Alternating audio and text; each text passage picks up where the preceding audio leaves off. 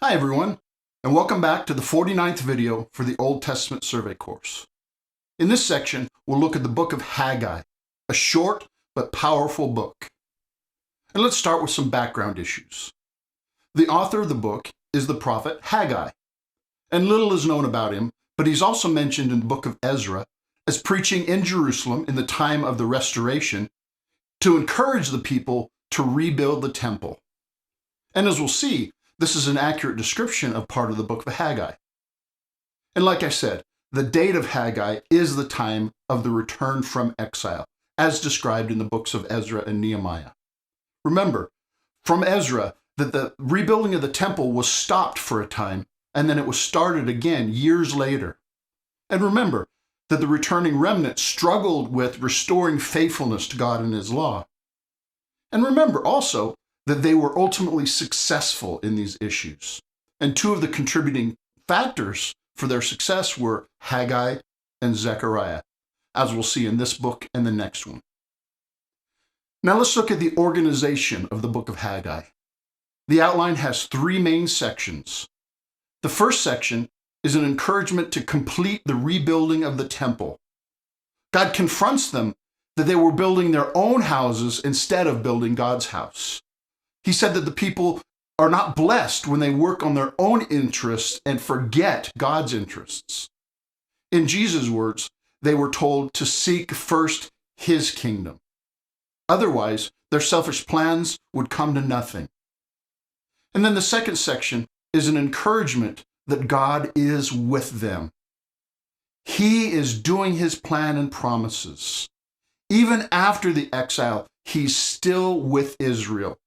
He will do great things, and He will bring greater glory to His new temple than there was in the first temple. Now, the rebuilt temple looked like nothing at that time, but God says it will be something great. And then the last section highlights Zerubbabel as God's choice instrument, through whom God will work something great. Now, you might remember Zerubbabel was a descendant of David and an heir to the kingly leadership of God's people. And you may also remember from Ezra that Zerubbabel led the people back and led in the rebuilding of the temple, but he did not do much after that, as far as we know from history. However, if you read the genealogies of Jesus in the New Testament, you realize that Zerubbabel's greatest achievement was his greater descendant. Now let's examine the content by looking at some key verses. The first is chapter 1, verse 9.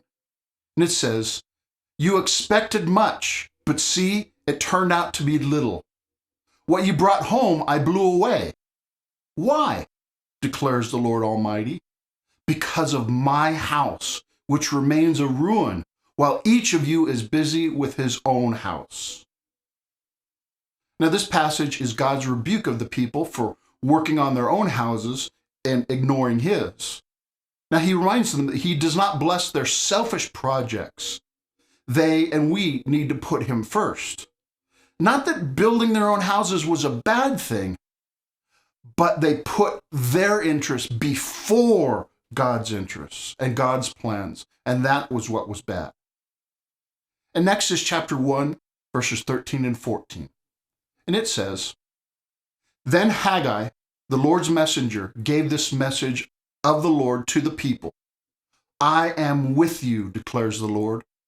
So the Lord stirred up the spirit of Zerubbabel, son of Shealtiel, governor of Judah, and the spirit of Joshua, son of Jehozadak, the high priest, and the spirit of the whole remnant of the people. They came and began to work on the house of the Lord Almighty, their God." Now this passage is encouragement to the people that God is with them, and God is especially with their leaders, the governor and the high priest, and He is with them to accomplish His mission. In this case, it centers on the rebuilding of the temple and reestablishing the people in the promised land. Then is chapter 2, verse 4.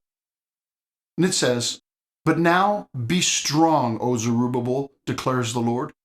Be strong, O Joshua, son of Jehozadak, the high priest. Be strong, all you people of the land, declares the Lord, and work, for I am with you, declares the Lord Almighty." Now, this passage is very similar to the previous one. It's an encouragement to the leaders that God is with them. And notice this encouragement and this commission is an echo of the commission given to Joshua and many other prior leaders. Be strong and courageous, for I am with you. Then is chapter 2, verse 9. It says, the glory of this present house will be greater than the glory of the former house, says the Lord Almighty. And in this place I will grant peace, declares the Lord Almighty.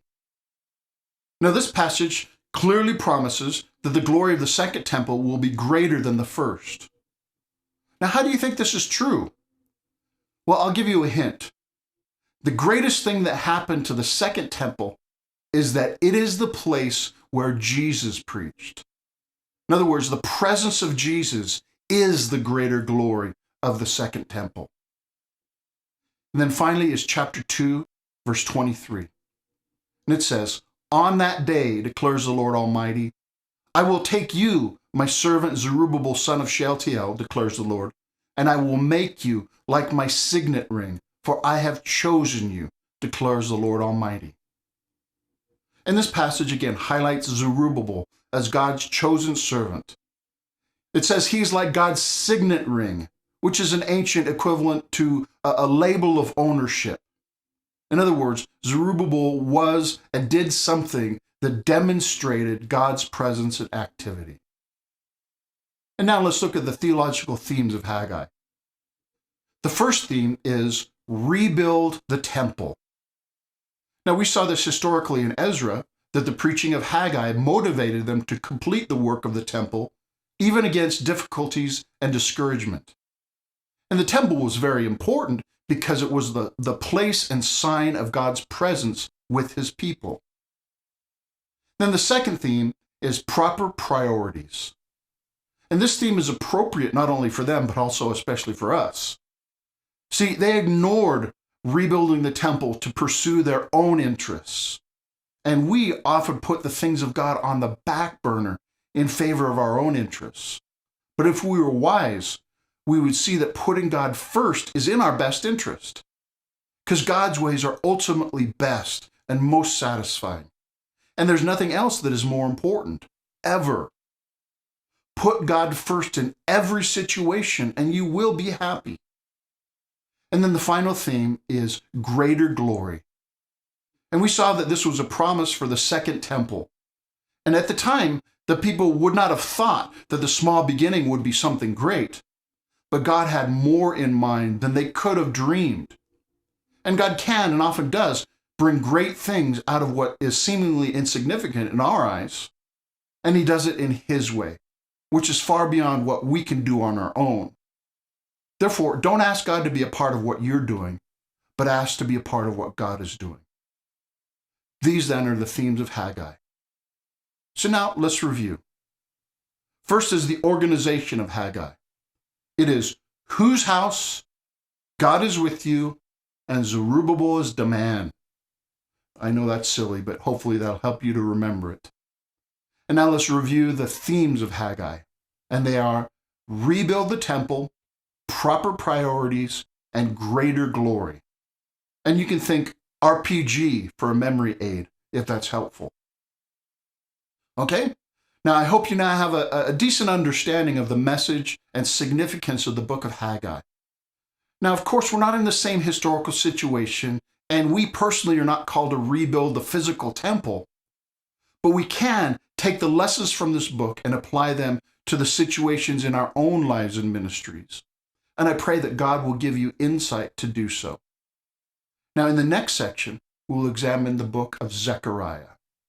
Thanks for watching.